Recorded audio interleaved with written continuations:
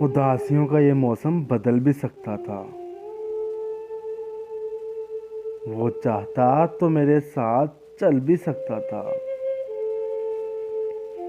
وہ شخص تو نے جسے چھوڑنے میں جلدی کی، تیرے مزاج کے سانچے میں ڈھل بھی سکتا تھا۔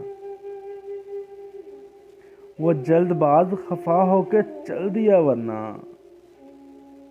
تنازعات کا کچھ حل نکل بھی سکتا تھا۔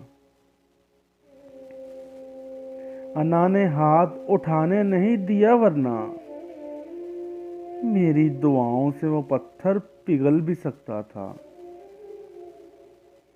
تمام عمر تیرا منتظر رہا محسن، یہ اور بات کہ وہ راستہ بدل بھی سکتا تھا،